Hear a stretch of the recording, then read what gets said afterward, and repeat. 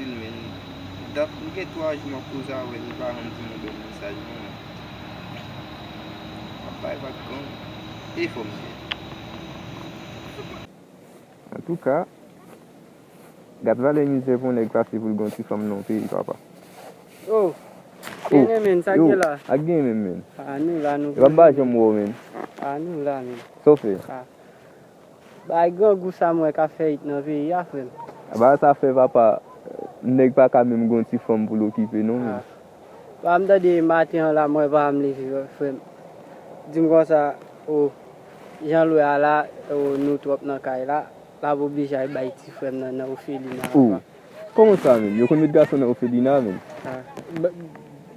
La mi se ge la fe sa parce que m soje m kon pasan ba mwen ge vlije ti moun ba on si m foda di bwe kon ge garçon nan. Pi ga pa pou al gate ti fola nou men.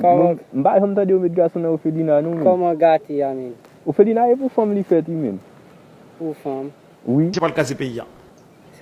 Lò ge garçon men, nan Ophelina yo mete yo men. Ou va kon Ophelina son mot espagnol liye men. A e pou fi, ou e pou garçon men.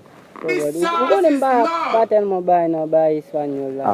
Ou tap feyre men. Si va mwen la wal di ba sa nan mitan moun men yo ou papa. Nan Ophelino men.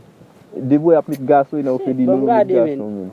Moi je fais pas de l'autre monde pas être là. Ou tap fout mon ti men. Je vais attendre samedi. Et vous va respecter non? Non, on bon égouiller. Ça m'a dit men. Et ça fait toujours bon respect. Non mais poser.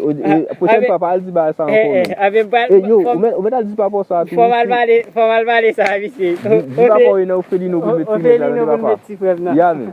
Avec OK, Ophelino. Ophelino. Ya. Ah ya men.